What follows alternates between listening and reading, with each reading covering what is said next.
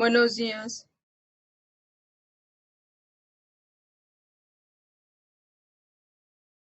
Buenos días, creo que somos las primeritas que entramos ahorita. Ay, Erika, estás ahí, qué bueno.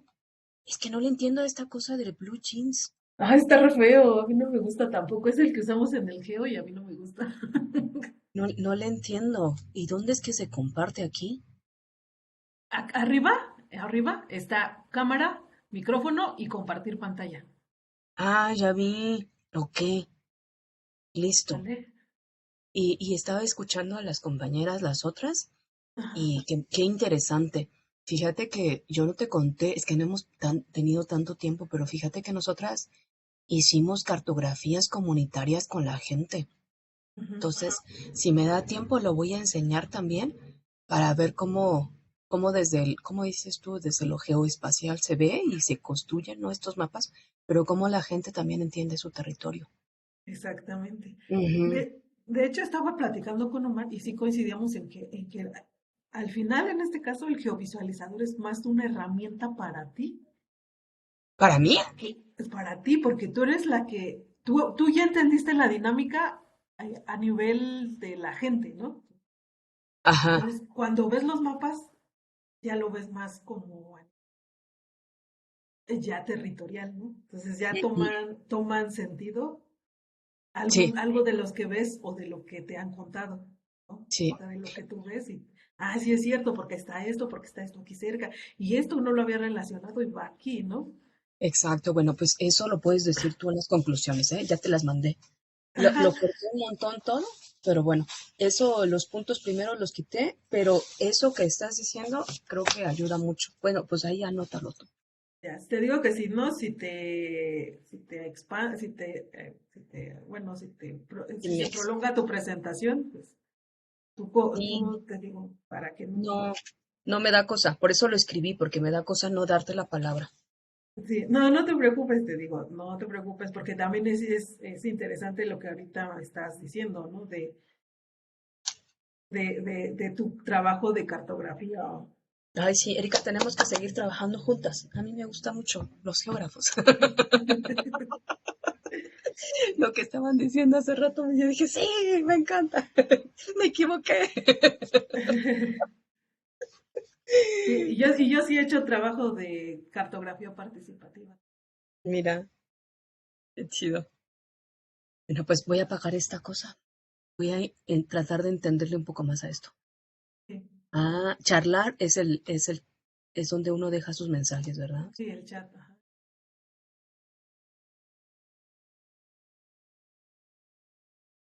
No, creo que he entrado una vez en mi vida a esta cosa del blue jeans.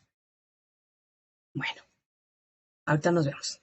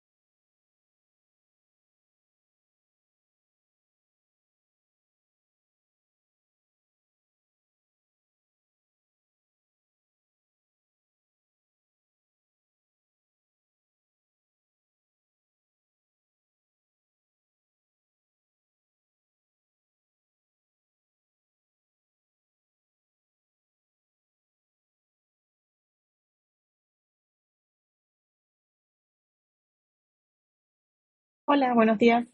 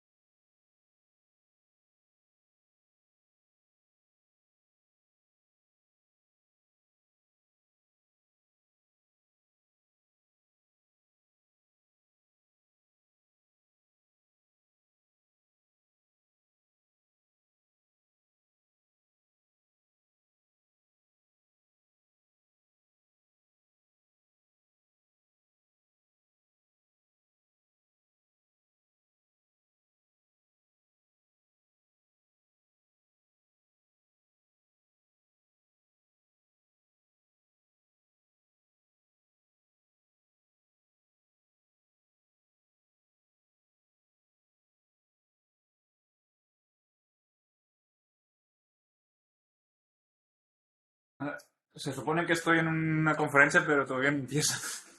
Todavía es el cumpleaños.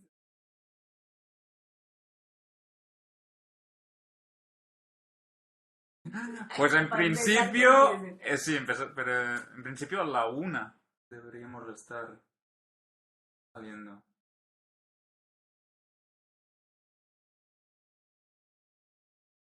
No,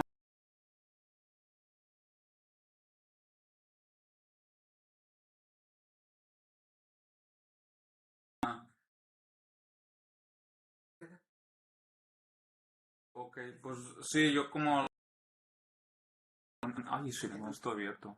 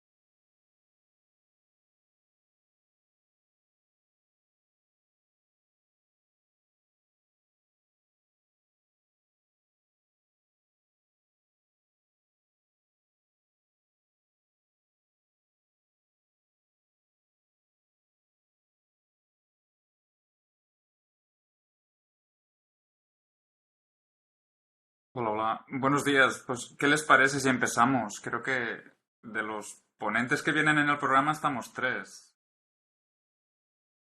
Hola, ¿me escuchan? Sí. Ah, ¿qué tal? ¿Qué tal, Javier? ¿Cómo estás? Hola, hola, Brenda.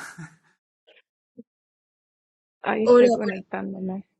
hola, buenos días. Estamos Alba Patricia y Erika. Nos tocaba como segundo. Ujú. Sí, pero yo vi que en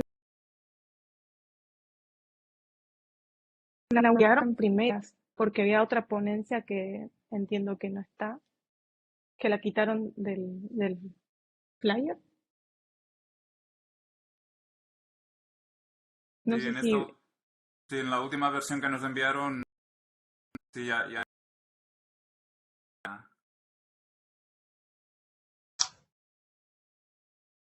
Bueno, nosotras no tenemos la última versión. Pues no sé, quien quiera. ayer por la tarde habían enviado una última versión que decía que eran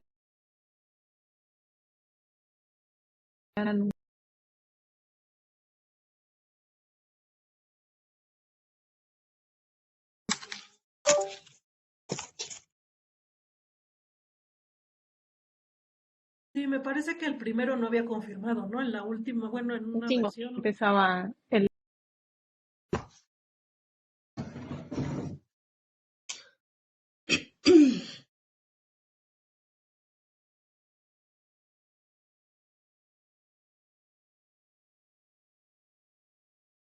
Pues, sí, empecemos acá.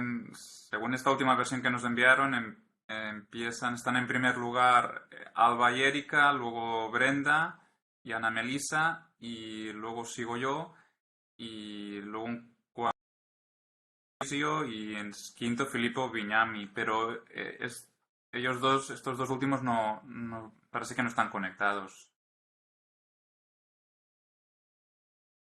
Listo. Bueno, pues sí, pues esto va a ser autodidacta. Esto es Sí. autopresentación y todo. Compañeros, Es un disculpen, panel colegas.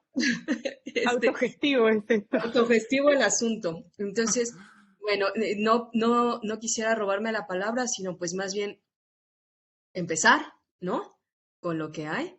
Este, bueno, vamos a empezar. Nosotras, bueno, bueno, a los organizadores agradezco el apoyo y la participación en este espacio y presento a mi compañera, espérate, Erika León Soriano, que ella es doctorante en ciencias de la geoespacial, en ciencias de la información geoespacial, y yo soy historiadora y etnohistoriadora, y hemos realizado este trabajo, pues, en acompañamiento de un tema que estamos presentando, que es el desplazamiento forzado interno por violencia en una región en específico, que es la Sierra de Guerrero. Entonces, bueno, no, si me hacen favor de tomarme el tiempo, se los agradecería un montón. Eh, Sí. voy a compartir pantalla. Entonces me dicen, por favor, si se puede, porque esta cosa no la entiendo muy bien. No, Dice, si lo logran ver. todavía no. Ahí sí yo lo estoy viendo. ¿Tú lo estás? ¿Ya? Ya se está viendo. Ah, Sí. muchísimas gracias. Bueno, pues esta es la región Sierra. Eh, Esto más bien es Guerrero, en México, y básicamente nosotras estamos en esta parte que es la región Sierra. Bueno, entonces voy a empezar ahí. Voy a primero a describir o a señalar qué es el desplazamiento interno, qué es lo que se entiende por desplazamiento forzado interno, y de acuerdo a los principios rectores de la ONU, estamos entendiendo que es toda persona o grupo de personas que se han visto forzadas u obligadas a escapar o huir de su hogar o de su lugar de residencia habitual, como resultado para evitar los efectos de un conflicto armado, de situaciones de violencia generalizada, de violaciones de derechos humanos o de catástrofes naturales o provocadas por el ser humano. Y que no han cruzado, esto es importante, que no han cruzado una frontera estatal internacionalmente reconocida. En México se estiman que de 2016 a 2020, 356.792 personas se desplazaron. Esto de acuerdo a la información de la Comisión Mexicana para la Defensa y Promoción de los Derechos Humanos. En el país, desde 1998, se han impulsado diversas iniciativas de ley a nivel federal y para el reconocimiento de este fenómeno. Desafortunadamente, pues ninguna ha sido aprobada. Entre las principales causas que genera el desplazamiento se encuentra la violencia y la inseguridad, las disputas de tierras y bienes naturales, conflictos religiosos, megaproyectos, conflictos armados y en menor medida por cambios climáticos. El fenómeno impacta a zonas rurales y urbanas, a campesinos, indígenas, empresarios, profesionistas, periodistas, defensores de derechos humanos, entre otros. El desplazamiento masivo ocurre generalmente en zonas rurales y los desplazamientos individuales, o como también se conocen desplazamientos a goteo, suceden con mayor frecuencia en las zonas urbanas. Guerrero cuenta con una ley estatal para la atención de desplazamiento forzado. Sin embargo, desde su aprobación, que fue en 2014, no tiene reglamentación. La atención ha sido tardía, ineficaz, asistencialista. La Comisión Mexicana de Defensa y Promoción de los Derechos Humanos señalan que en su registro histórico que Guerrero se encuentra entre los 3 estados con mayor cantidad de desplazados. De 2016 a 2020 registraron 47 episodios masivos, ¿no?, que se tradujeron en 23.598 personas desplazadas. Más del 50% de estas personas provenían de esta región que está marcada en amarillo, que es la Sierra de Guerrero. La Sierra de Guerrero cuenta con bosques de encino y pino explotados de manera histórica. También han vivido levantamientos armados. En la década de los 70 y 90, introducción de enervantes, existe una fuerte presencia de caciques, talamontes, y en décadas recientes el crimen organizado disputa el control de este territorio. Finalmente, la sierra está concesionada a la minería, que ha generado una fuerte especulación sobre ella. Bueno, este trabajo aborda la complejidad del fenómeno del desplazamiento forzado interno por violencia en una región donde convergen diversos actores e intereses en disputa. A su vez, aborda cómo la violencia moldea el territorio creando espacios de confinamiento. El trabajo es de corte cualitativo, iniciado en 2018 y el cual continúa en curso. La Sierra de Guerrero se ubica entre los 1.000 a los 3.000 metros sobre el nivel del mar y forma parte de la Sierra Madre del Sur. Existen alrededor de 1.200 comunidades dispersas. Muchas de estas comunidades están habitadas por familias únicamente. Entonces, las más grandes podríamos encontrar alrededor de unas menos de 10 comunidades con cerca de 1.000 habitantes. Las demás tienen una escasa cantidad de personas habitando. La mayoría se autodescribe como mestizos. Algunos relatan que sus abuelos venían de la región cercana de Michoacán u otros de la parte indígena de Guerrero. Su economía se basa principalmente en la producción de maíz, frijol, café, duraznos, aguacate y mezcal.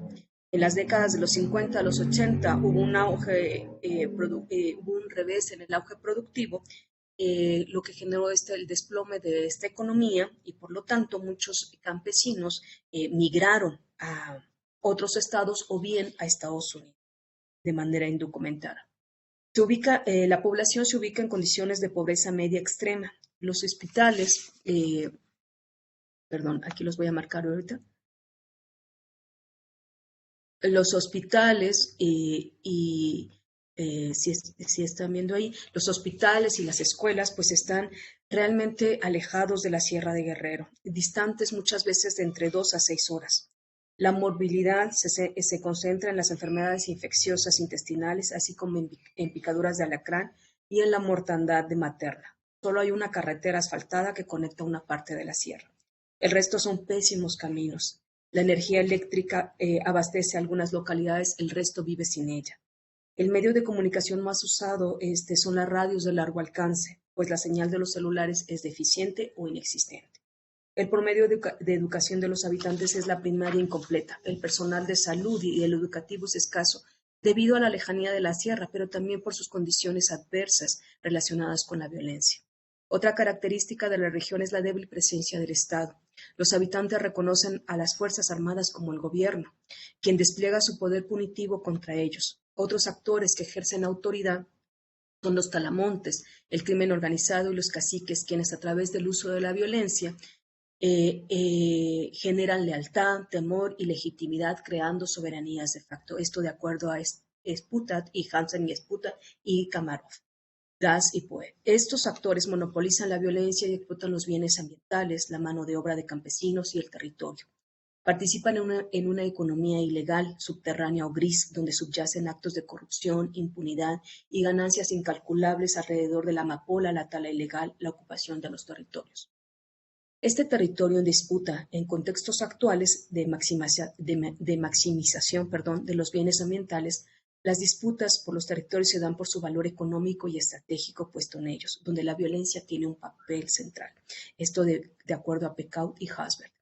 En la sierra, la violencia es histórica, directa y continua, donde los grupos de poder y las decisiones que competen al Estado sobre los territorios y la población no son casuales. A esta región, junto con sus zonas costeras, se le conoce como el Pentágono de la Amapola, que es este de aquí, ¿no? Este es el que estoy señalando, el cual produjo a nivel nacional del 40, esta es la, ¿sí se alcanza a ver? Aquí sí, perfecto, ya se marcó todo en rosado.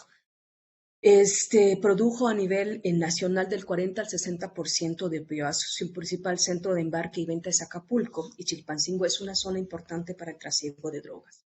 El comercio de las drogas ilícitas es una industria que abastece a un amplio mercado requiriendo mano de obra y suministros. La división del trabajo comprende a cultivadores, crimen organizado y comercializadores.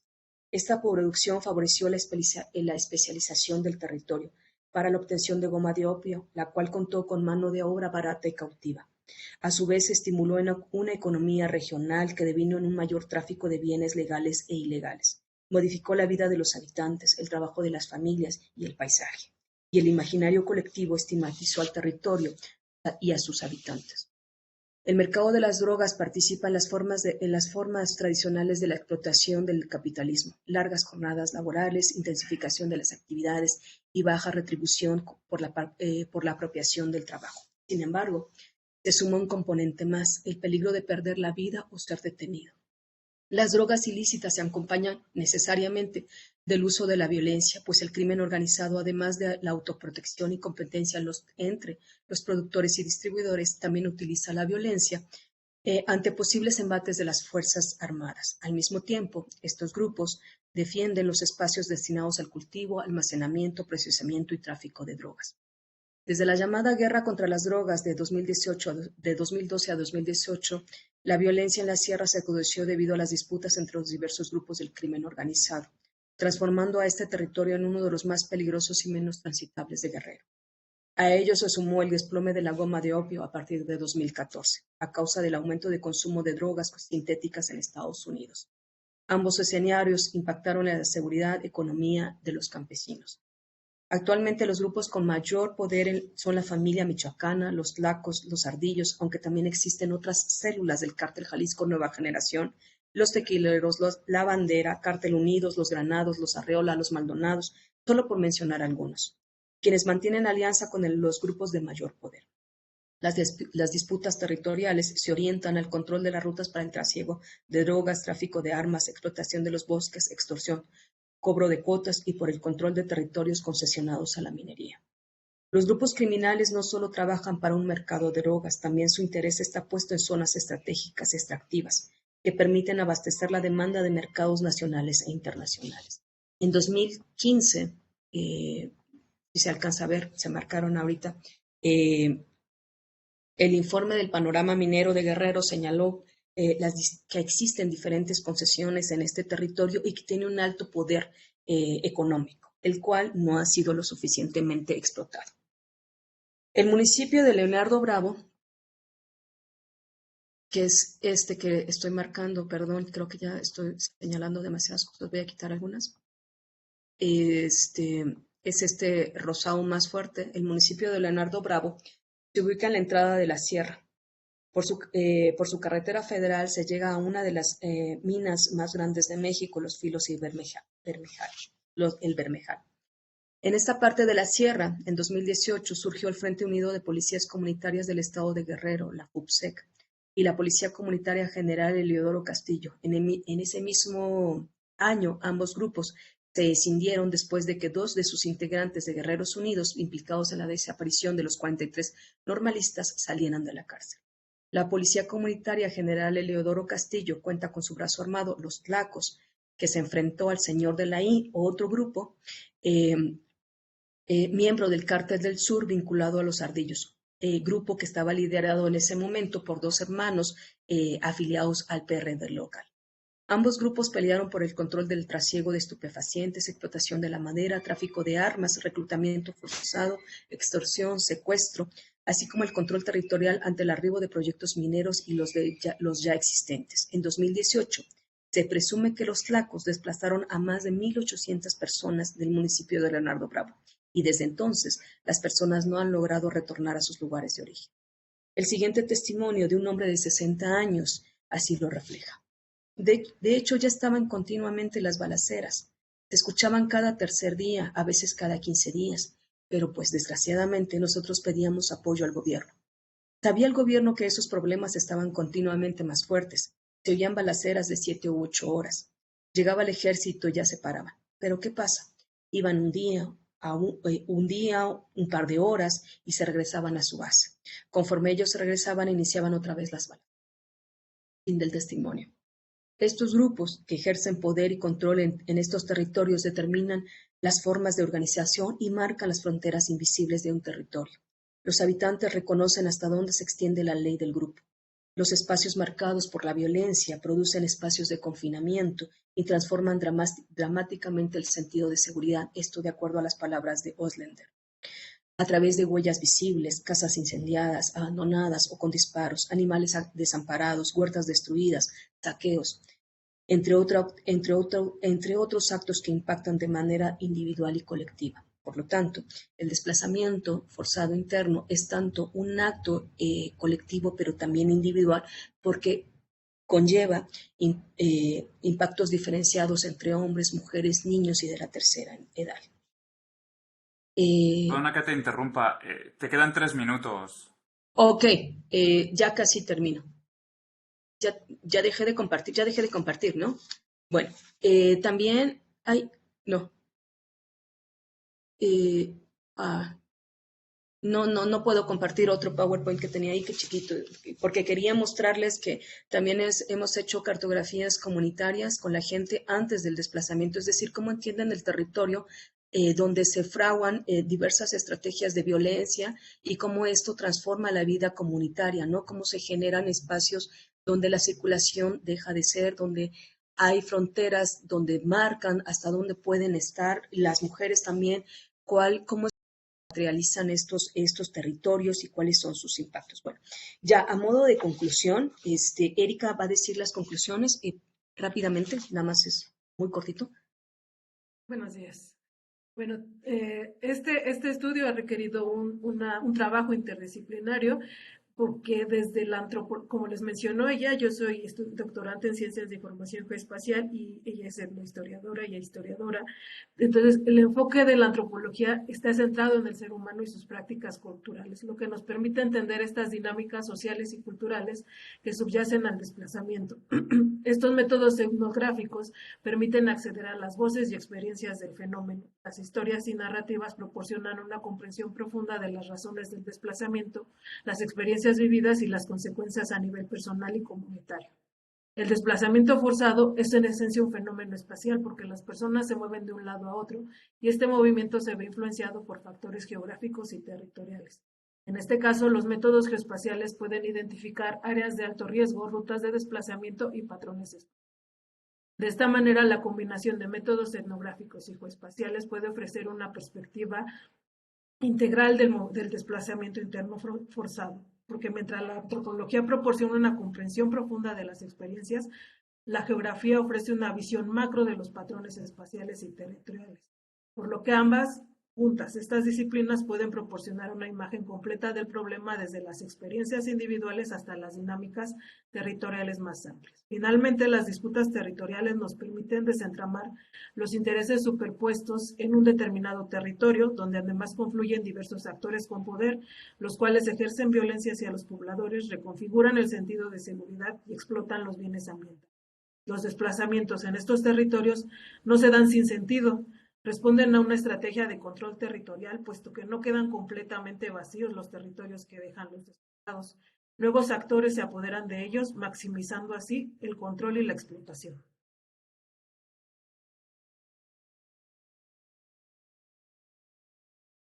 Ya, gracias.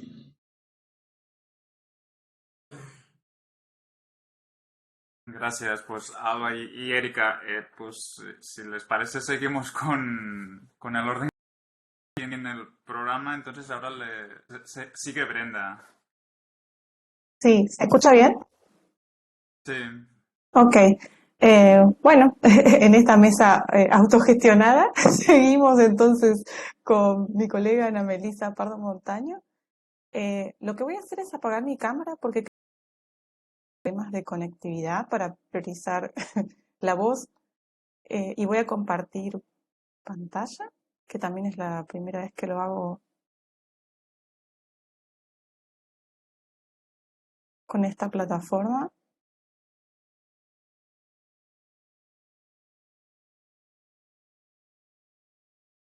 ¿Me dicen si se está viendo bien? Todavía no se ve. ¿No? No.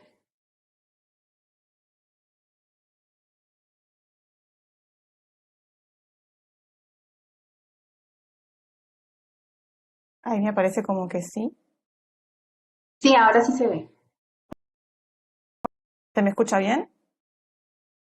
Sí. Perfecto. Bueno, buenos días, buenas tardes por acá, por estos sures. Mi nombre es Brenda Matosian y con Anasa vamos a hacer un trabajo que estamos iniciando que se tituló Perfiles migratorios y políticas públicas desde una mirada multinivel, justamente en un intento de propuesta comparativa entre Argentina, los casos de Argentina y de México, dado que bueno, yo trabajo desde aquí y Melissa desde México. Algunos puntos de partida, principalmente nuestro posicionamiento de las migraciones internacionales, como geógrafas ambas, es tratar de enfatizar el protagonismo justamente de la espacialidad dentro del proceso migratorio y intentando buscar potenciar el diálogo interescalar, justamente dando cuenta de la diversidad y el aumento reciente de distintas formas de movilidades dentro del continente y cómo también esto va sucediendo, tanto en los espacios fronterizos de cada uno de los estados nacionales en los que estamos trabajando, pero también en un sentido de los corredores migratorios, de las rutas, de las trayectorias y también de los ámbitos humanos. Entonces, tratando de hacer un juego de escalas y es que esta propuesta está siendo construida, ¿no? En este sentido, las políticas públicas, nosotros las estudiamos como dimensiones fundamentales para comprender cómo afectan estas dinámicas en distintos sentidos y distintos niveles, ¿no? Por supuesto, desde una mirada más tradicional, si se quiere, de las escalas nacionales, también tratando de tener cuidado de no recaer sobre un nacionalismo metodológico, pero también cuenta de las subnacionales y escalas locales, que digamos que es un campo de estudio por ahí menos profundizado, que sucede con las políticas que afectan a las migraciones o directamente migratorias, pero en las escalas de las ciudades, de las metrópolis o de las unidades jurisdiccionales como estados o provincias según cada uno de los países.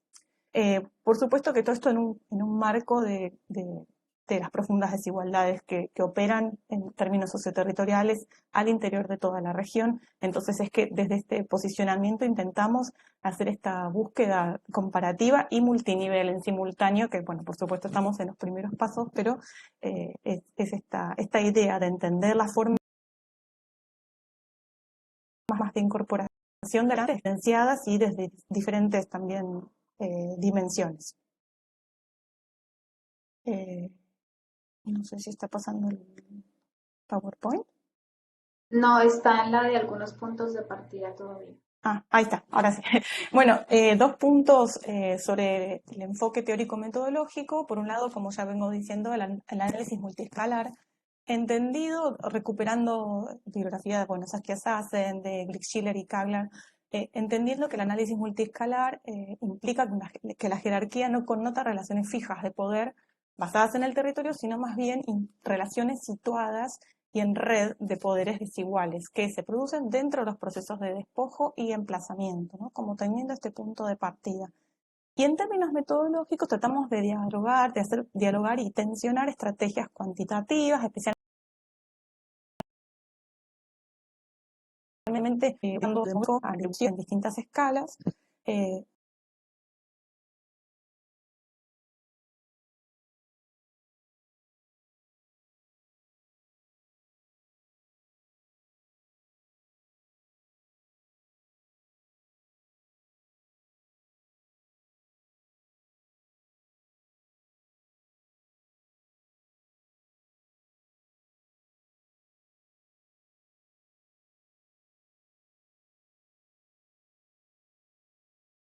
Brenda, creo que estamos escuchando bien. ¿Ahora? Sí, ya. ¿Sí? Ok, gracias. Sí, avísenme, así me detengo. Bueno, algunos lineamientos generales respecto a la distribución. Lo que vemos en el mapa de la izquierda es la distribución de la población sobre la población total en la división secundaria de Argentina, que es departamentos y partidos, donde podemos ver que todavía persiste cierta distribución. Por supuesto que con una gran concentración en la región metropolitana de Buenos Aires, que tiene casi 68% en la área metropolitana de Buenos Aires, y también cierta concentración que persiste en las áreas de los espacios fronterizos. Y respecto a la composición, al perfil, tenemos como la migración de países vecinos, de Paraguay, de Bolivia principalmente, siguen siendo las más importantes, pero al mismo tiempo asistimos a una latinoamericanización de las migraciones con la incorporación de población del Perú, de Venezuela y de Colombia dentro de este perfil migratorio. Respecto a la cuestión de las políticas migratorias, de migraciones del año 2004, que se reglamentó recién en 2010, que es una migración de avanzada en donde se define que migrar es un derecho a las personas migrantes sin importar su condición documentaria, ¿no? Es una ley que, si bien ya tiene sus años, todavía tiene ciertos problemas respecto de su aplicabilidad. Y en este sentido, justamente para hacer este juego de escalas, respecto a lo que sucede, por ejemplo, en la unidad jurisdiccional de la Ciudad Autónoma de Buenos Aires, encontramos que entre el 2015 y 2018 hubo una política, digamos, un tanto contradictoria, en el sentido de que a escala nacional teníamos recrudecimiento de una búsqueda de acotar esta ley de migratoria que abiertas, y al mismo tiempo en las escalas locales había una forma de delimitar políticas públicas selectivas, especialmente vinculadas al caso venezolano. Por ejemplo, este es un ejemplo tomado digamos, de los periódicos locales, donde se comentaba la inauguración de memoria en honor a las víctimas de la represión en Venezuela, toda una perspectiva de las políticas públicas a nivel local del gobierno de la Ciudad Autónoma de Buenos Aires, que buscaba reivindicar y beneficiar a la población venezolana y no tener políticas similares para otros colectivos, ¿no? Como haciendo una distinción muy, muy directa, muy dirigida, y por lo tanto esta es una forma también de entender cómo se dan estas disputas entre las distintas jerarquías y por supuesto desde los distintos signos políticos, ¿no? Porque finalmente la migración venezolana parece ser una forma de poder marcar diferencias entre los distintos gobiernos y los distintos niveles. Bien, si quieres seguir, Melissa, yo me silencio, pero sigo pasando. Vale, muchas gracias. Bueno, como les decía Brenda, nuestra intención de comparar, pues si quieres vas pasando la siguiente, por favor, pues digamos, hemos encontrado algunos elementos que nos han ayudado a entender o a y algunos retos también, sobre todo en la parte metodológica y en las fuentes de información. Uno de estos puede, en el caso de México, a diferencia de Argentina, bueno, tenemos algunos datos recientes de la población extranjera en México, esos son el comparativo del 90 al 2020. Pero esos son los datos que registran los censos de población y vivienda. En el caso también tenemos la otra población y ese es como, digamos, uno de los elementos importantes para entender el caso de México, que en México tenemos todos los tipos de movilidad, tenemos emigración, inmigración, tránsito, incluso migración por estilo de vida, en fin, tenemos distintos tipos de movilidad y como que recoger o tratar de diferenciar cuantitativamente, pues ha sido un reto para nosotras. Estos datos son del censo, pero también tenemos los datos que no los, con la intención pues de comparar, los traíamos acá, pero tenemos los datos de la Comar, por ejemplo, que nos permite ver un poco la población que ahora está llegando con la intención de o solicitar asilo o refugio en México, o en principio la idea es llegar a Estados Unidos. Entonces, esos datos, y bueno, mucha de esa población que está de tránsito, al final termina en muchas ocasiones, ante la dificultad para ingresar a Estados Unidos, termina quedándose en el país. Este es un poco el ejercicio que Brenda les mostraba, intentábamos replicarlo para el caso de México, con la población extranjera también, esos son solamente datos del 2020. Y bueno, también encontrábamos que la parte fronteriza pues es donde también se concentra la población en el centro del país también tenemos concentración de población extranjera. El tema aquí es que en el caso de México, o al menos de esta población que fue captada por el Censo de Población y Vivienda, pues la mayoría proviene de Estados Unidos. Muchos son personas, hijos, familiares de población mexicana que nació en Estados Unidos. Y también tenemos otra población adulta mayor que se concentra que se viene a retirar pues al caso aquí a México en ciertas zonas, por ejemplo Jalisco, que es como muy común que lleguen aquí a la zona centro. Entonces tenemos como distintos flujos con distintas características, pero también resaltamos, y en esta idea comparativa, pues que también hay un importante grupo de población latinoamericana que está llegando, que está quedándose en el país, o que también está la siguiente, por favor. Ahora, en una intención también como de ver esta parte que les decía Brenda de la política, de la legislación migratoria en México, aquí encontrábamos que no necesariamente en el caso de México contábamos desde siempre con una ley de migración.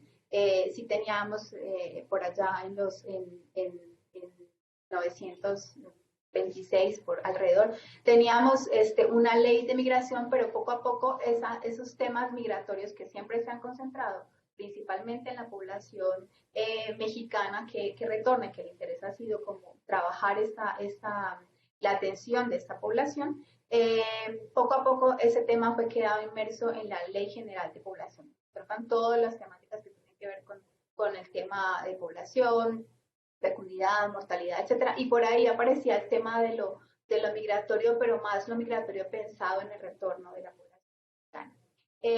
Luego ya tenemos se han hecho distintas reformas a partir del 2011.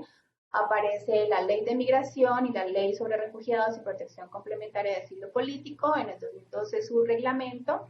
En el 2014 el Programa Especial de Migración, pero estos son como leyes que tienen elementos que abarcan a todo el país. Sin embargo, también han habido distintos tipos de programas para atender precisamente esa movilidad más actual, la movilidad de población de tránsito por las distintas coyunturas que estamos viviendo en la región, y que es población que quiere circular por México, que quiere llegar a Estados Unidos. Entonces ha habido distintos propuestas de atención o de incluso contención principalmente de esta población, precisamente y obviamente por el tema de la cercanía con Estados Unidos, que básicamente impacta mucho en la forma como en México se dan las políticas y los programas de atención a la población migrante.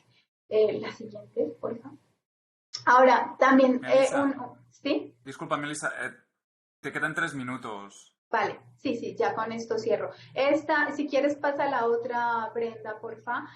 Son como algunos elementos que queríamos resaltar como del rechazo hasta cierto punto que ha habido y la forma de atender esta población que solamente va de tránsito, que para nosotras como que el poder comparar un poco las dinámicas, y ese ha sido nuestro mayor reto, las dinámicas que suceden entre Argentina y México, pues es bastante compleja. La siguiente, que sea para cerrar, son como algunas anotaciones generales de nuestro trabajo comparativo. Hemos encontrado mucho estas similitudes que destacan pues, la llegada de la población venezolana, que es como un flujo que hemos encontrado importante en ambos casos, y obviamente distintas diferencias en ambos contextos, pero sobre todo resaltamos las desigualdades con las que la población puede incorporarse a la ciudad, independientemente que sea población que vaya a permanecer en el país o que vaya a transitar.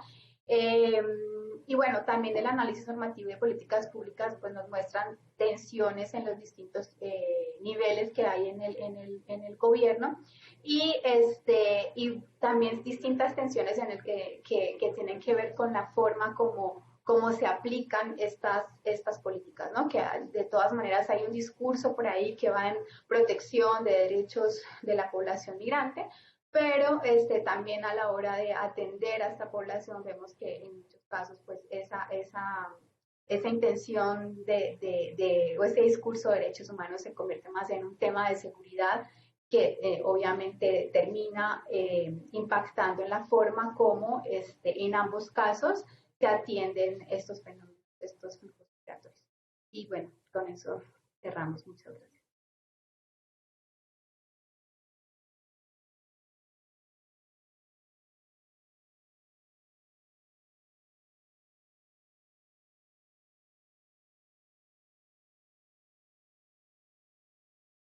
Si quieres ya, Brenda, puedes dejar de compartir.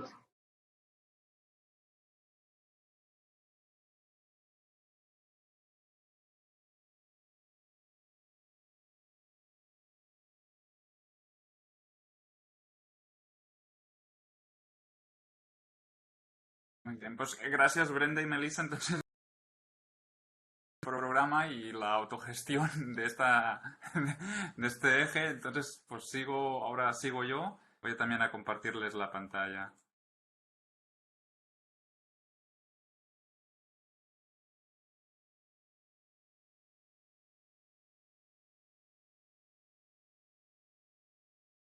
Pues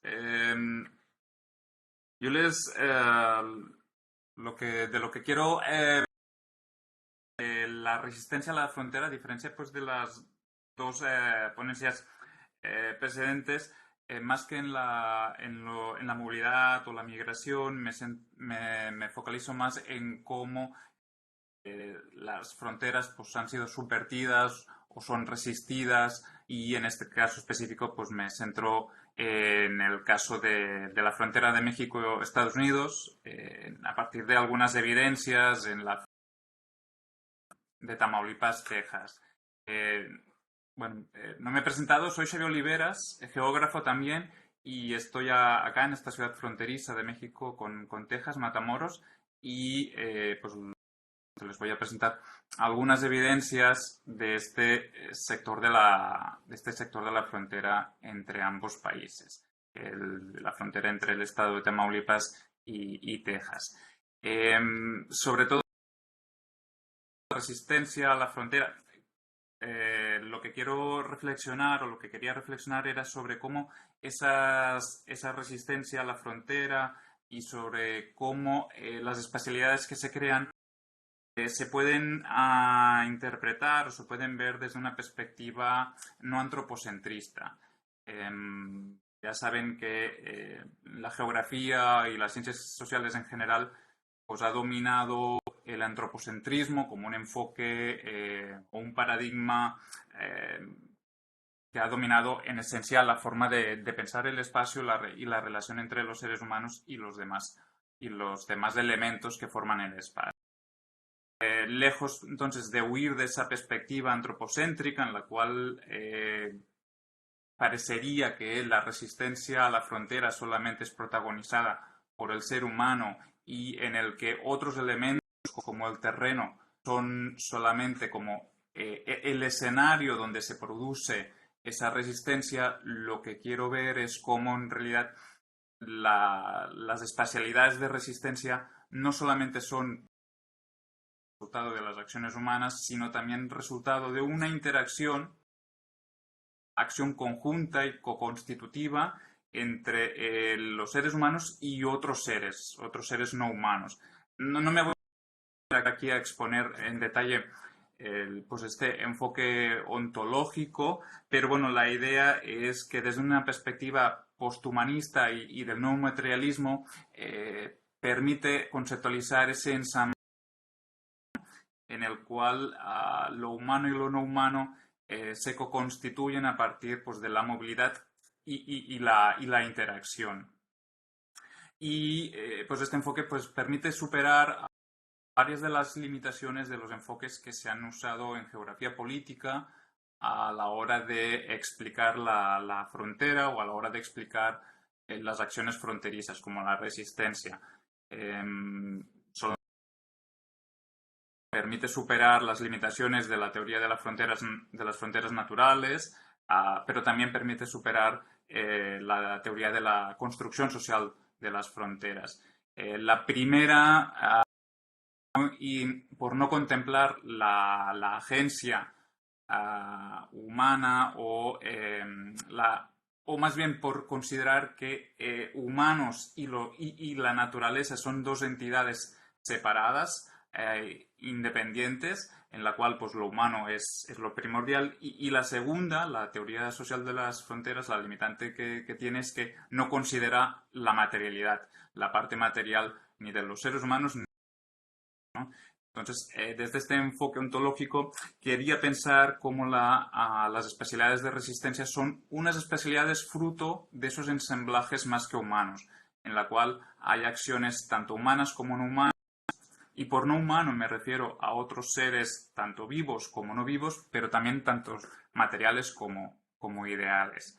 Entonces, lo quería ejemplificar, como les mencionaba, a partir de la resistencia a la frontera que ha habido en los últimos años en la frontera entre Tamaulipas y Texas. Tanto evidencias procedentes del lado mexicano como del lado estadounidense.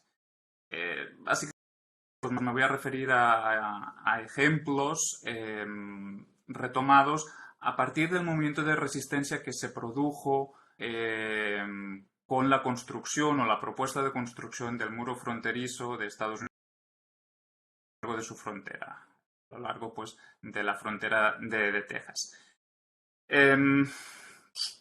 Como en otros sectores de la frontera, pues bueno, ha habido varias o muchas acciones de resistencia, desde marchas, protestas, conciertos, pintadas de murales, boicots, y ciertamente se tiene que diferenciar entre aquellas acciones que se han llevado a cabo del lado mexicano y realizado en el lado estadounidense. En el lado estadounidense muchas de esas acciones de resistencia a la frontera se han dirigido sobre todo a protestar, a oponerse a la construcción de la infraestructura fronteriza, es decir, a la construcción del muro fronterizo, una protesta o una posición que se ha dirigido sobre todo a los efectos adversos de esa construcción del muro fronterizo, tanto a la construcción de esa infraestructura como a sus efectos en el espacio local de esa infraestructura. El muro fronterizo no se construye propiamente sobre el límite fronterizo, porque cabe decir que aquí el límite fronterizo coincide con el Río Grande, como se lo conoce en México, como se lo conoce en Estados Unidos, o Río Bravo, como se lo conoce en México, por lo que el muro se construye pues, varios metros hacia dentro del territorio estadounidense. Entonces, las protestas también iban dirigidas a oponerse al muro en tanto que una barrera para el acceso hacia esos espacios comunitarios, hacia parques que pues utiliza la población local. Mientras que del lado mexicano la protesta, la oposición, sí se ha dirigido también al muro fronterizo, también sobre todo a la política fronteriza y a lo que representa su simbolismo hacia las relaciones fronterizas o las relaciones binacionales entre México y Estados Unidos. Y por lo general de acciones de resistencia en un lado y otro de la frontera reproducen la frontera, en el sentido de que las acciones de resistencia en el lado estadounidense son organizadas por activistas u organizaciones estadounidenses y de las que se dan en el lado mexicano son protagonizadas por activistas o organizaciones del lado mexicano. Muy pocas veces se trataba realmente de acciones de carácter de actores de ambos lados.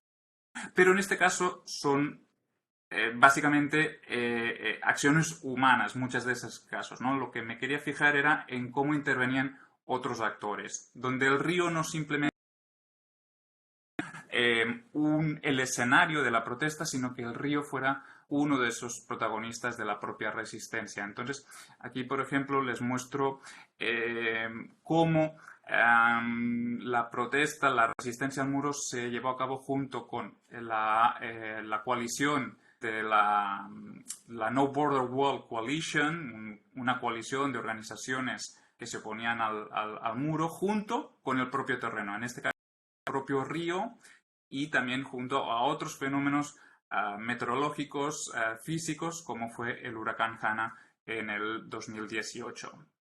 En este caso, ¿qué se produjo? El río no solamente es el escenario de esas protestas, como veíamos en estas fotos, muchas de estas protestas se le llevaban a cabo en la orilla del río, sino que el río también actúa contra el muro fronterizo, ¿no? Como vemos tras el huracán Hanna subió el caudal del río y erosionó toda la orilla, llegando, pues como ven, hasta el propio muro, y poco a poco el río, las precipitaciones han ido pues erosionando toda esa orilla en la cual se asientan los cimientos del muro fronterizo. Entonces el río aquí, la materialidad actúa contra el muro. Pero es una acción conjunta de acciones opuestas al muro. Aquí vemos, por ejemplo, Mariana Treviño es una de las activistas más conocidas del sur de Texas contra el muro fronterizo y se encargó de documentar, bueno, y sigue encargándose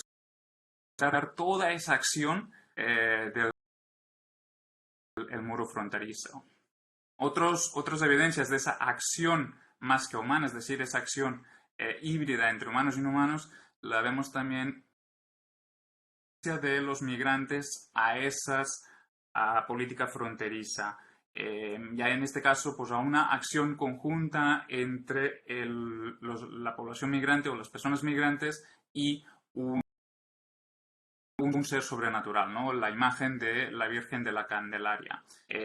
Hace unos años, el colectivo migrante de Reynosa, una ciudad de aquí de la frontera, una importante población de origen en medio del río, una imagen de la Virgen de la Candelaria, con el fin de que la Virgen protegiera a los migrantes que intentan cruzar el río a nado para cruzar al lado.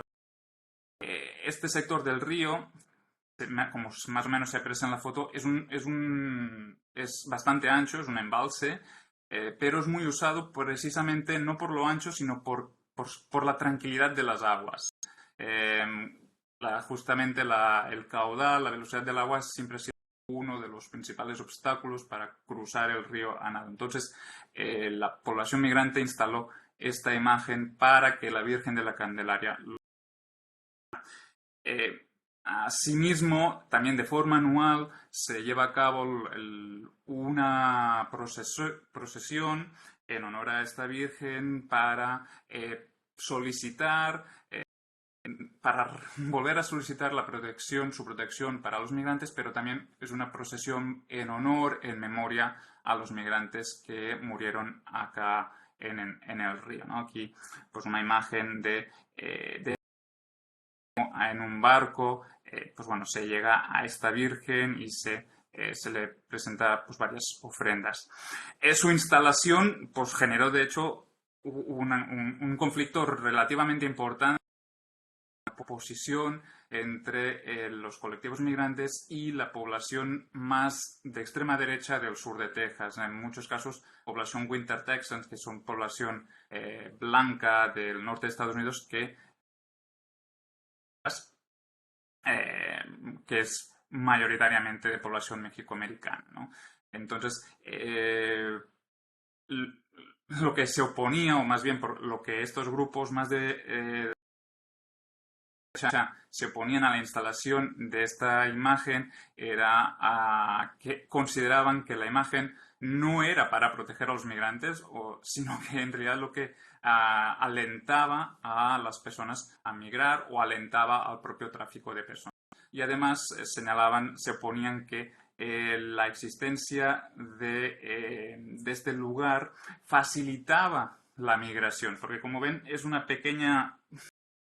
en realidad es como 1 metro, 2 metros cuadrados de un montículo que sobresale sobre el nivel del agua y denuncian que este lugar justamente pues contribuye o facilita el nado y la salvaguarda de las personas que intentan cruzar el río, ¿no?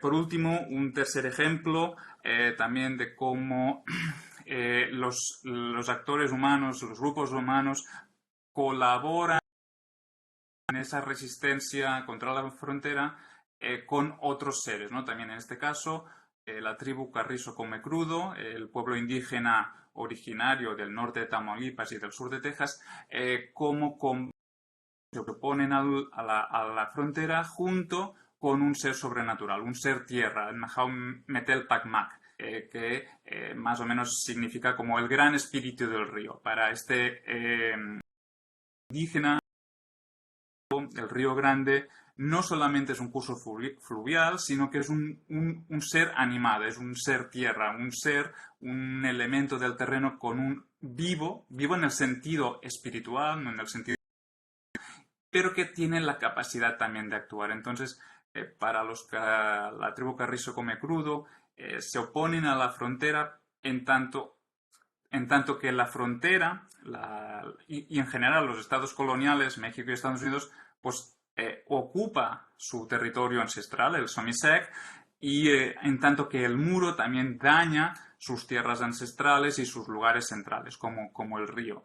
Pero no solamente daña esos lugares, daña a los seres animados, a los seres tierras, como al Mahau Metel Pacmac. Entonces, la lucha de los Carrizo Come Crudo no solamente es una lucha para defender esos lugares y esos seres animados, sino que lucha junto a estos seres animados. En este sentido, al Mahau Metel Pacmac, según narran los propios Carrizo, participa también en esas marchas, en esas acampadas, y también el muro fronterizo. Para los Carrizo Come Crudo, esta intervención del río no fue una sola intervención del río en tanto que elemento físico, sino que fue una acción deliberada del río, de Mahau Metel Pacmac. Y pues bueno, ya para cerrar, pues bueno, con estas evidencias, con estos ejemplos, lo que quería poner de manifiesto es que las acciones humanas no solamente son fruto de la propia agencia humana, sino que lo que emerge es una agencia más que humana en el marco de unos ensamblajes híbridos en los cuales pues intervienen o se mueven y interaccionan pues varios elementos, ¿no? Desde los cuerpos humanos al propio terreno, las infraestructuras, a los artefactos y a la tecnología, pero también a la presencia de seres sobrenaturales, ¿no?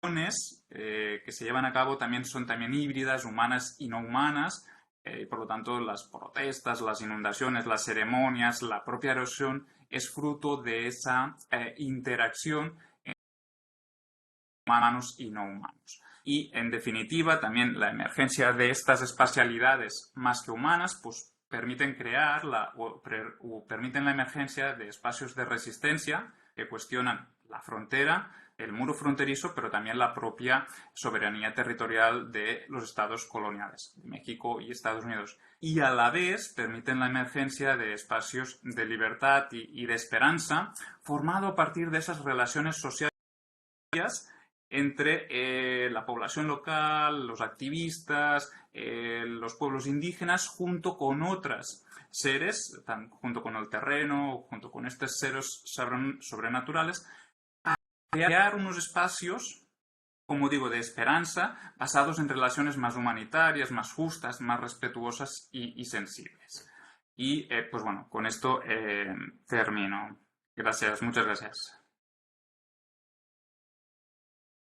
Muchas gracias por tu participación. A continuación tenemos el video de Eva Fabricio. Los voy a compartir. Voy a compartir mi pantalla para que todos observemos el video. Ella nos envió su participación en modo video. Entonces, ya les presento el video. ¿Están viendo? Todavía no. No, todavía no.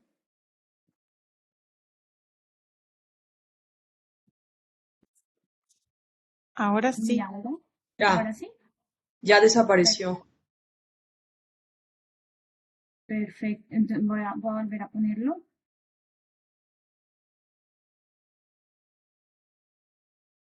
¿Lo observan? No. No, todavía no. No. Permítanme un minuto entonces. O si quieren podemos seguir con la siguiente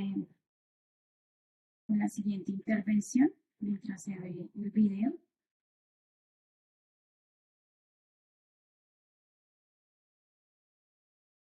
Me dicen si lo ven. La siguiente intervención está en cargo de Filippo Pignami. Filippo se encuentra. Sí, buenos días, buena tarde por los que escuchan. Yo me disculpe, ma yo prefiero hablar en inglés, si no es un problema, ¿ok?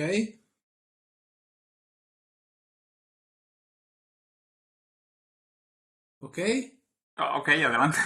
Sí, ok. Te oímos, ok, Fabricio, ok. sí. Ok. Okay, thank you. So I switch into English. I try to first thing is to switch my screen.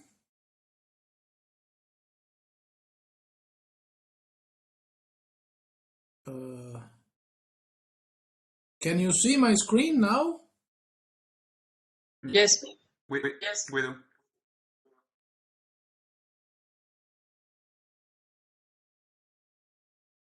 Can you see my screen? Yes, we see your screen. Okay, great. Okay, so first, thank you for this occasion. I was supposed to join in person the conference, and it was really a pity since I have never been in Mexico City, and I would have loved to be there. But in any case, I will go with my presentation of my paper, and maybe compare with the previous presentation I listened, very interesting and very insightful. I switch a bit the topic into let's say immaterial forms of bordering and immaterial I mean hybrid way of definition of space and urban environments. So my presentation, Platform Urbanization and Migration, Urban Citizenship, a projection, means that I will try to merge a couple of, let's say, projects also. No, one is more an elaboration that I am making with a colleague of mine, and the other is a project that we performed in Fes, in Morocco, in couple of projects in the past years. So, okay, let me.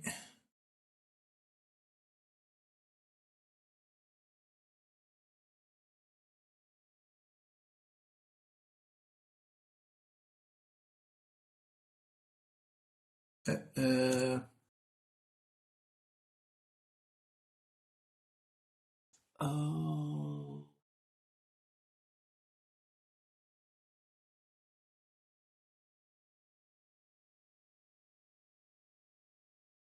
can you still see my screen? Yes. Yes, yes, we see your Okay. screens. Okay. So, first, there. What is platform urbanization? Platform urbanization is more than a concept, is a definition.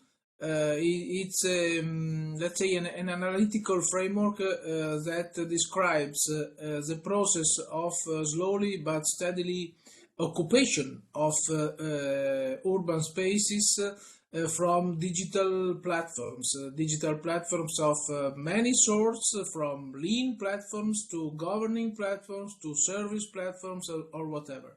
It means that basically, even without the use of any IT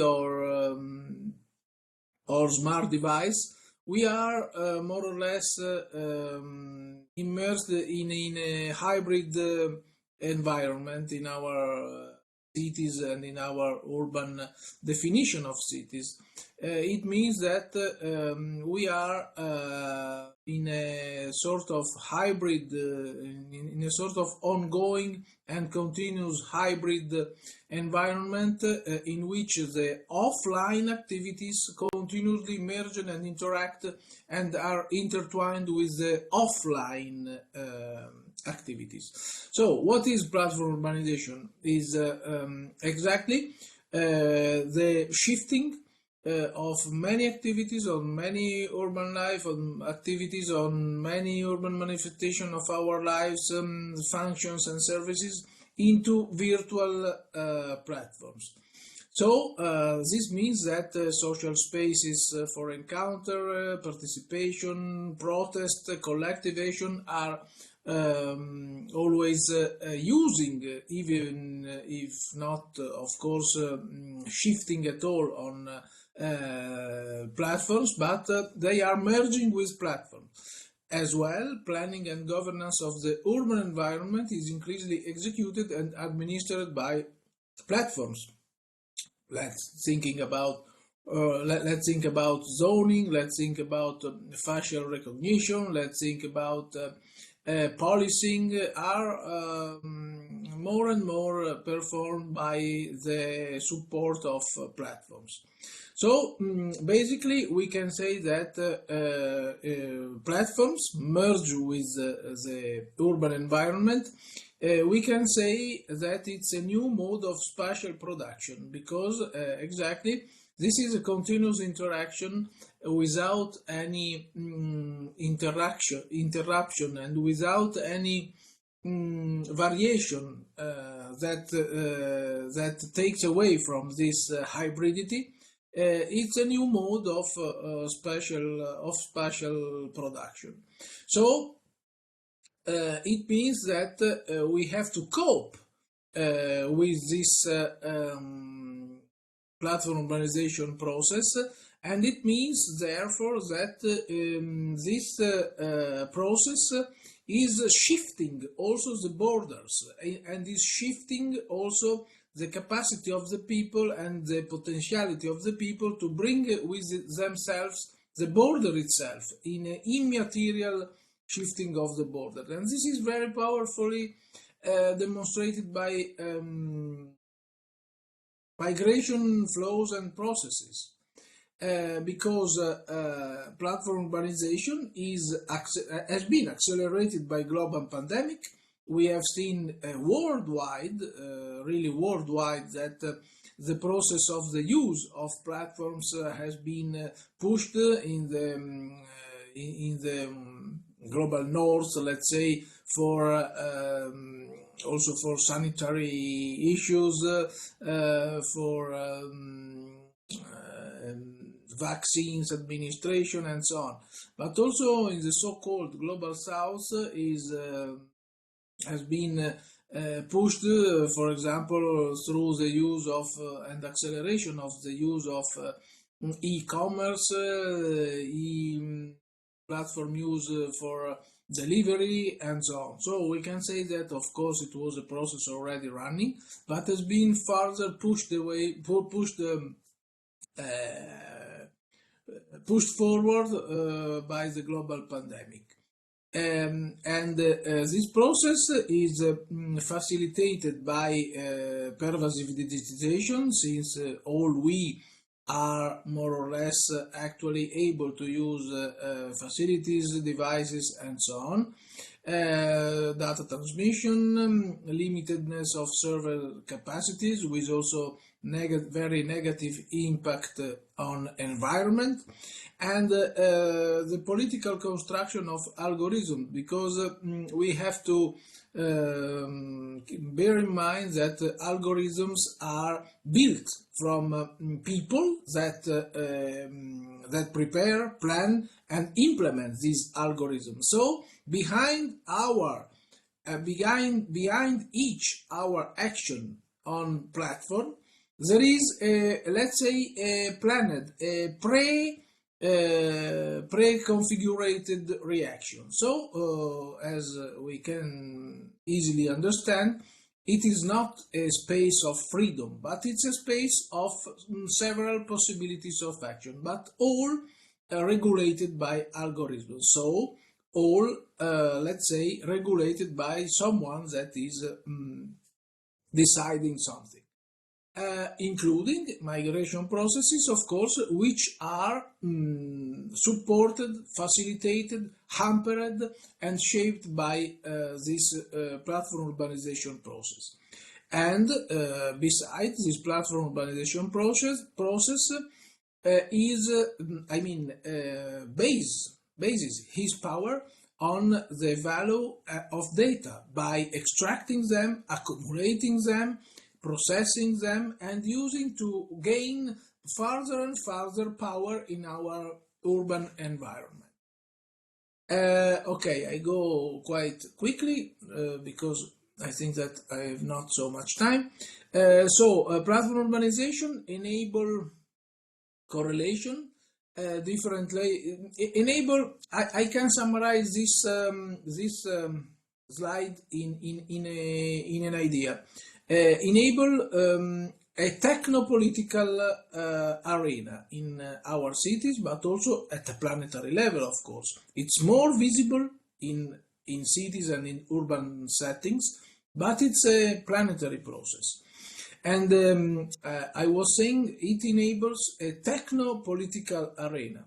Of course, it's quite intuitive, technological, merge with a political process. So it means that forms of participation, form of engagement, form of volunteering, forms of social activism, forms of unionism, forms of claiming for rights, services, duties, and so on, are more and more mediated and regulated through platforms. So this is, we live in a techno-political environment, as Igor Calzada wrote in several of his very well done works. So this brings in itself risks, opportunities, and risks.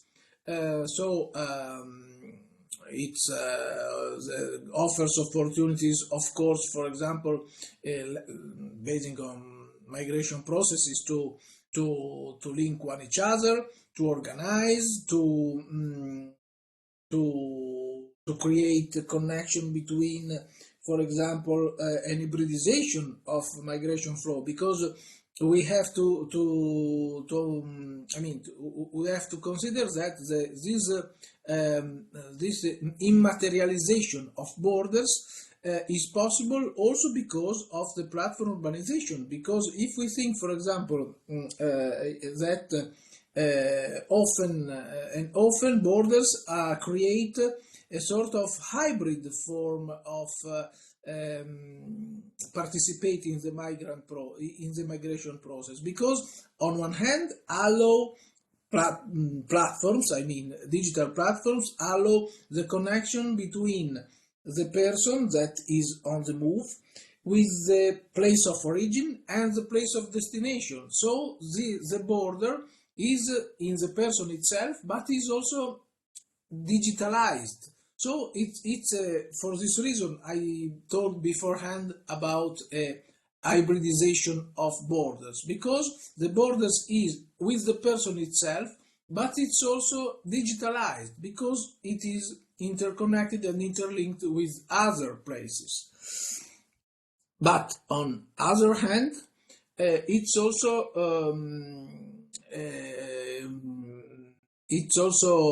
carry out in itself, and it also encapsulate risks, because it creates peril concerning creation, abstraction of space,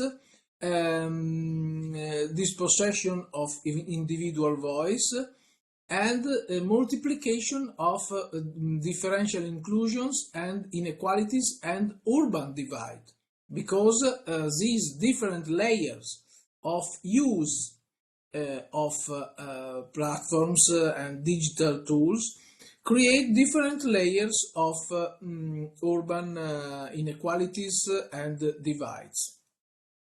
And therefore, let's introduce also citizenship, because it's another important viewpoint of platform urbanization.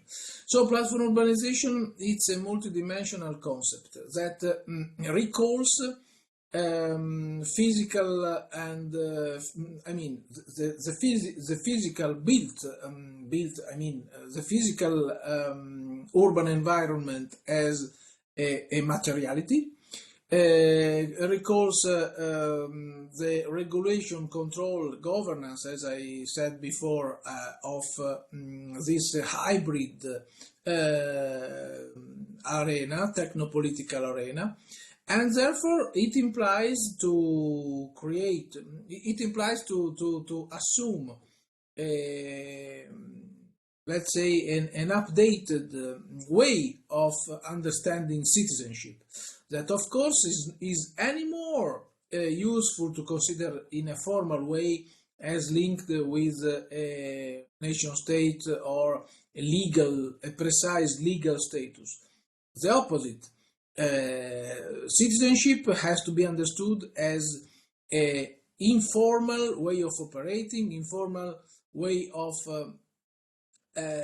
creating and performing political presence, and in particular in the presence of platformization process, this understanding of citizenship has to be placed at urban level, because it is at urban level that a performative way of acting and the performative dimensions of citizenship can be better grasped and can obtain also better results in terms of producing effects out of institutions.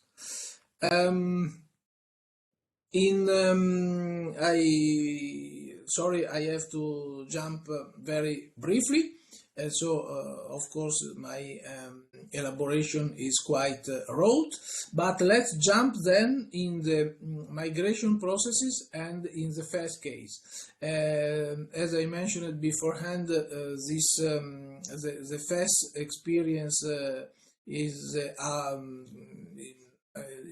comes from outcomes coming from a project that we, together with some colleagues, we performed 2 years ago. We made a qualitative work with a group of 45 migrants coming from different places that were mapped and engaged in the city of Fes, which is in Morocco, as I said, and which is a significant hub for the migration flows coming from sub-Saharan Africa and going into basically Europe, sometimes or mainly through Italy, but not only. I mean, in any case, Fes is a significant and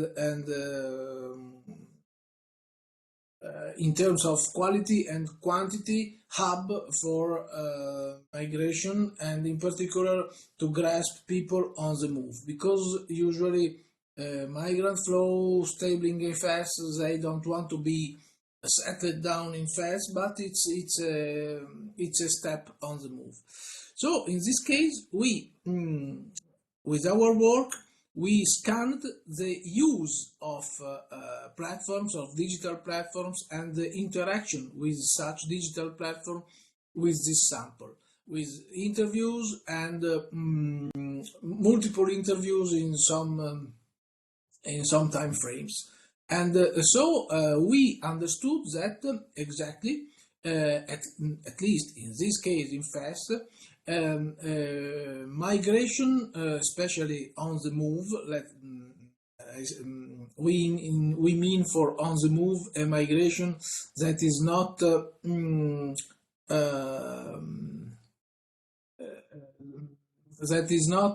aiming, or that is not featured by a settling down in the city,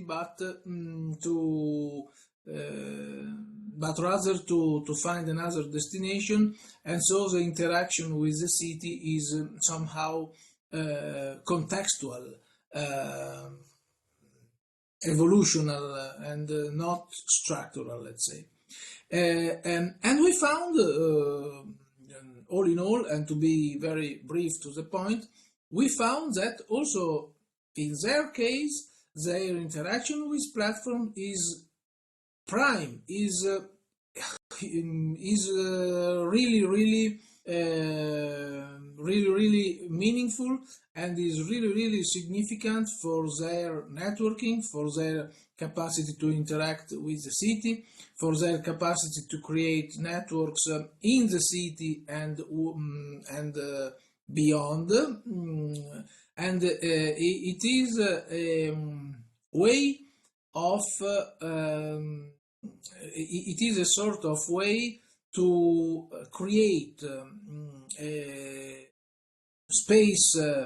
It is a sort of way to define their existence in the city, because through platforms and by platforms and using the platforms, they have the capacity to shape their, for example,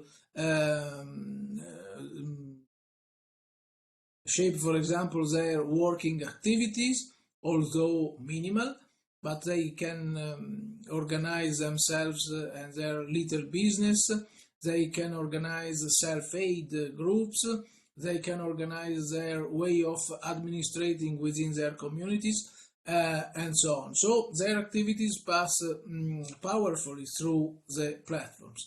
Pay attention, I'm not meaning at all that platforms are fully positive for them. The opposite, they offer, as I said before, they offer great opportunities, but also endanger a lot of risks, because of course, for example, traffickers as well use platforms to drive migration flows and give information, for example, to exploit their activity. Platforms also exploit their activities in the cities themselves, because, for example, platforms use the platforms exploit the activities of migrants, for example, for offering them temporary works like rider, like in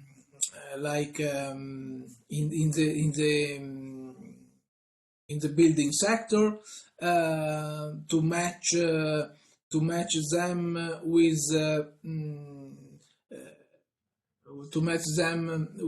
shops, to match them with commerce, which basically offer very, very low wages, no form of welfare, and so on. And furthermore, platforms also throw perils for migrants because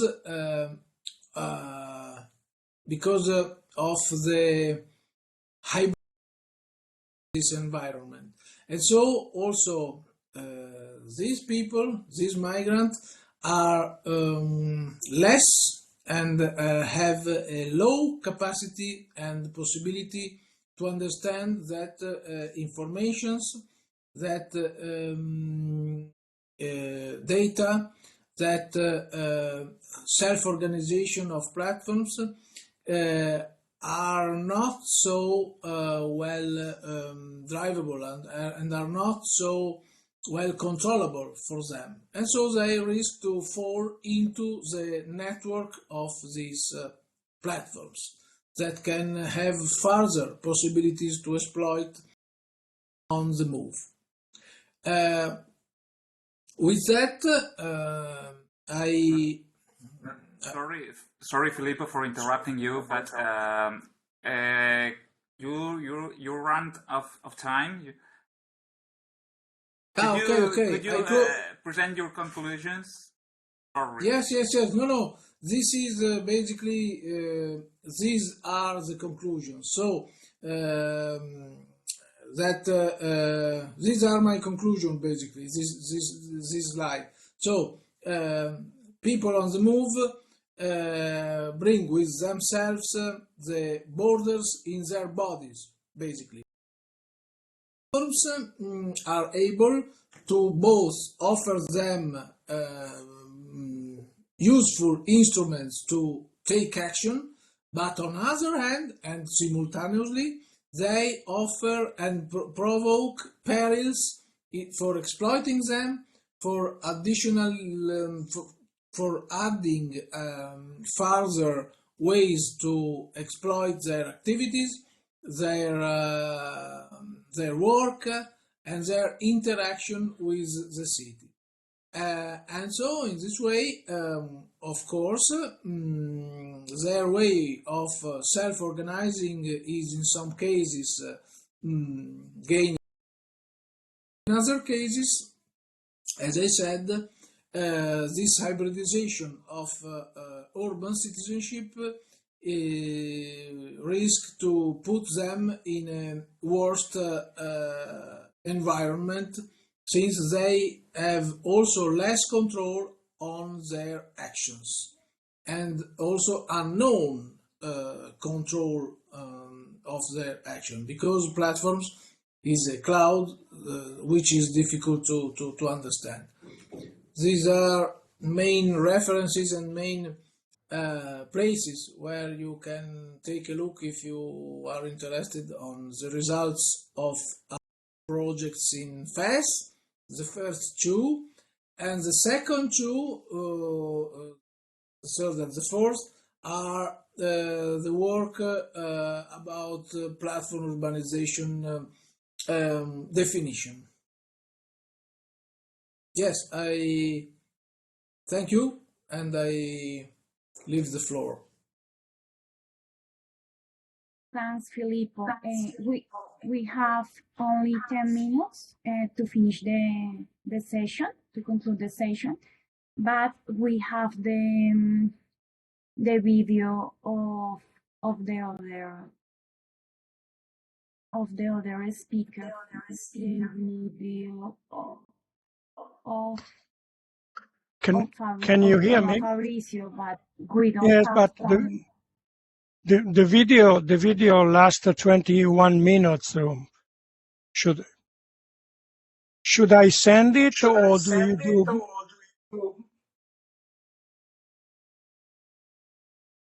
If you want to speak, you have 10 minutes, I think. The video, I have nothing to say for introducing the video. No tengo que decir nada como introducción del video, porque el video tiene todas las palabras and al interior. I don't have anything to do, but the video lasts 21 minutes. What should I do? Sí, ¿Qué tengo pues, que hacer? pues tú me dices si presentamos una parte o del video o... Bueno, hay Que que nos diga, hay que cortar técnicamente o puedes dejar el video hasta 21 minutos. It is for Francis, you, do you, sorry, Fabrizio, sorry. yeah. I have a question for Francis. Francis, ¿qué tenemos? Ya que tú Pues eres el encargado de moderar la mesa, ¿qué tenemos que hacer? vamos hasta la 1, hay un receso, pero si ustedes desean y todos están de acuerdo, podemos ver el video que dura 20 minutos y terminamos. Y hacemos una ronda de preguntas y todos están de acuerdo, por lo que se corrió un poco las presentaciones. Ahí sí sería hacer como un acuerdo conjunto. Sí, yo estoy de acuerdo. Lo que pasa es que sí que hay que tomar el tiempo, porque algunos nos dieron 15 minutos, como eran las indicaciones que venían, y a otros no se les está tomando el tiempo. Y bueno, ha sido un poco difícil esta reunión, pero yo estoy de acuerdo que presente el trabajo quien va a presentar ahorita, que no sé quién es, Javier o no sé quién es. Fabricio. Yo puedo decir, so I can suggest I just put this video on my channel in YouTube, on my YouTube channel, and so I can put in a couple of minutes the link of my YouTube channel, and so if you want, you can look the video as you like and when you like. Could be this a solution. El video está en YouTube y puedo enviar en la chat ahora entre 2 minutos el link, así la gente puede ver el video cuando quiera. ¿Puede ser una solución?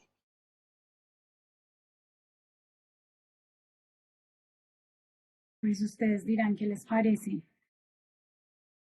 Y si sería así, sería que hiciéramos una ronda de preguntas, o no sé si Fabricio quiere comentarnos algo acerca del video. No, yo he tenido problemas con el link porque solo después de una hora, más que una hora, he recibido el link y así yo no he oído nada de la presentación. Yo no tengo preguntas y ahora voy a buscar el video su YouTube para ponerlo en la chat.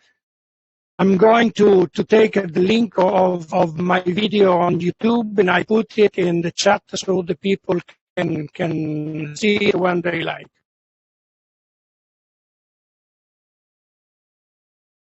Listo, muchas gracias. Pues si están todos de acuerdo, entonces podríamos hacer eso como la ronda de preguntas y Fabricio nos comparte su link de YouTube. Aunque yo tengo el video cargado.